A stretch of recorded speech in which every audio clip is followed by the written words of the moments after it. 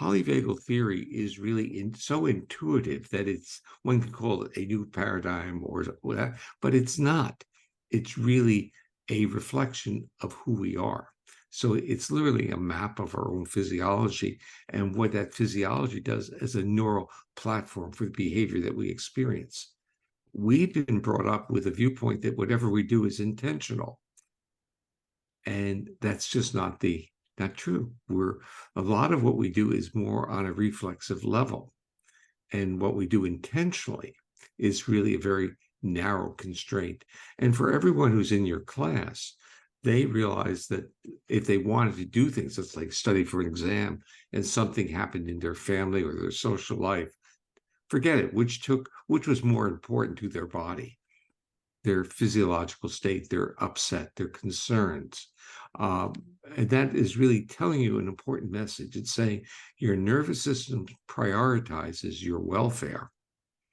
Your cortex may prioritize information, but your body is doing something else. So when we talk about body, we're really talking about lower parts of the brainstem that are regulating the organs of our body. And these are the circuits that provide foundational survival mechanisms. They are what keep you alive. Right. So now we enter in this very interesting explanation about also the vagus nerve that starts at the brainstem and it's the longest nerve in the parasympathetic nervous system that has to do with the repair and relax response, and how there is this bi-directional input. And so what you were referring to just a moment ago about the survival is the 80% of what shapes our responses through the nervous system is really from the viscera up. So it comes from our guts, it comes from our it comes from lungs, from our heart, and then all that is transmitted via the vagus nerve to the brain, and the brain receives that. It doesn't discuss with whatever has come up, it just reinforces, and so it sends more of the same. So if there is fear, it will send more adrenaline to fight that fear, or maybe if it is overwhelming, it will shut the system down so that it can perhaps, prepare for in another way, it takes over and doesn't allow your intentional brain to have any flexibility. So it takes away the ability to problem solve, executive function. So when the viscera are saying you're in a state of fight or flight or survival, you're not very smart. Right. And we can talk about that way within our own culture. And if we think in terms of like current politics, and I'm sure everyone is aware of what's going on in the world and politics even within our country, it's very much shaped into a culture of fear and threat. And that makes us stupid. That doesn't enable us to solve really the major problems of our society, problems of our world. And we're a very, very creative species only if we're not in states of threat.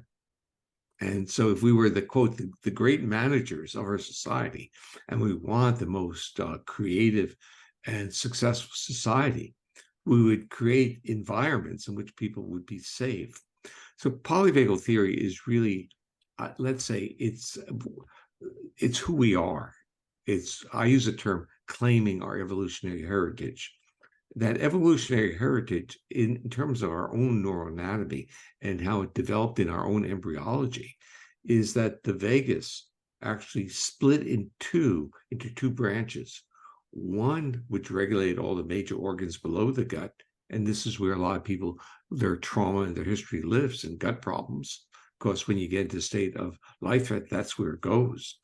But a part of the vagus went on a ventral journey. It literally migrated to the front part of the brainstem.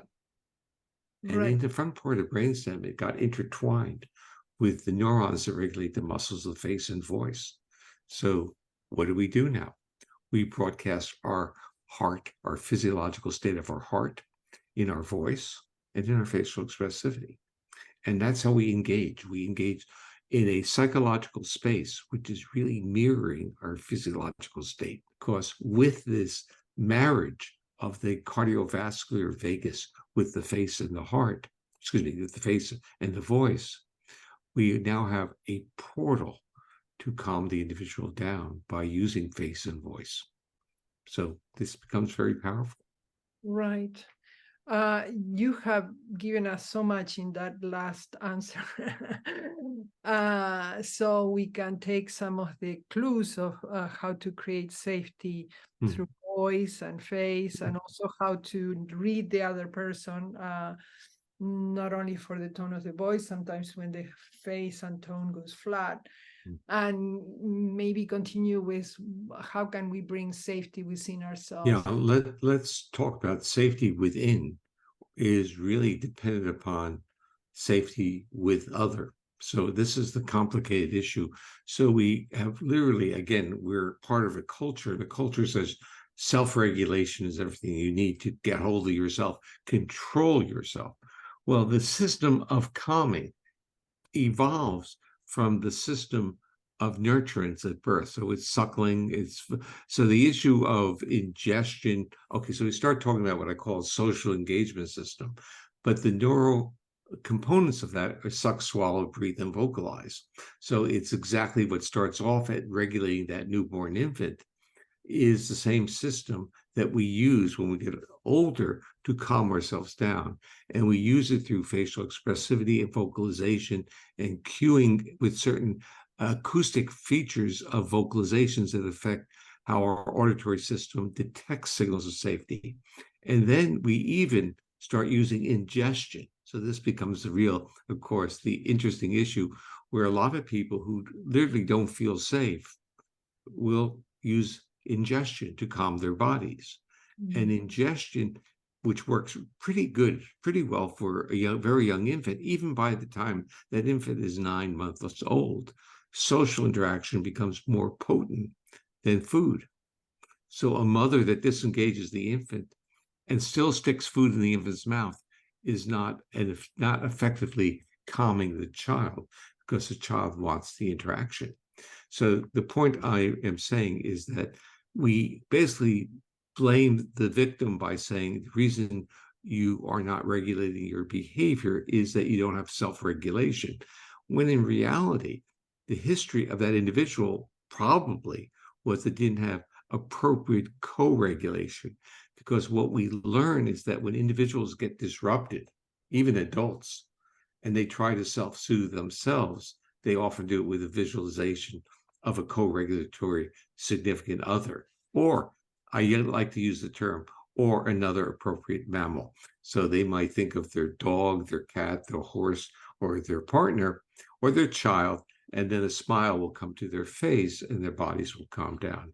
So it starts with ingestion, but ingestion is blended with that interaction. And the interaction, even with the mother, even at birth, is co-regulatory. It's not just caregiving and maternal giving. The mother is getting a lot back from the baby that conforms to her body. Now, when you have a fussy, irritable child, then it becomes the parent feels like they're not getting, they love their child, but they feel that the child's not reciprocal. And I had worked with autistic kids for a few decades. And one of the most interesting comments I heard was from parents who said, I love my child, but I'm not sure that my child loves me. And this is the same comment that I heard from parents of extremely high-risk preterm babies because their physiology was premature when they were born, and that suck, swallow, breathe, vocalize, neural regulation, conforming, and calming wasn't in their repertoire. So where the full-term baby could literally not nestle in the chest of the mother and kind of like calm, and the mother would kind of like feel with that. You had this very rigid, reactive child who was very challenged, and the bodies weren't getting the same cues. So the signals are very powerful about how we react. But being a smart species, which we are, we can start understanding our bodily reactions, and we can now temper them. So if you have a preterm child or an autistic child, you can start understanding they're more like, I'm going to use this word, I don't mean it in any demeaning way. They're more like a cat. They're there at this stage of development, trying to regulate their state, and they're not really there to regulate your state. they're there to regulate theirs, and you are support for them until their nervous system matures, develops, and has sufficient resource to move now into that co-regulatory, more interactive mode. Beautiful, beautiful. And this totally connects with the work of Sue Carter on oxytocin and the bonding and the whole connection between the mother and the child, and how in the evolution of mammals, like you so well say, Polyvagal Theory, we have developed this caring capacity and the call, how do you call it? Biological imperative Oh of yeah, of connection. connection. So important it is.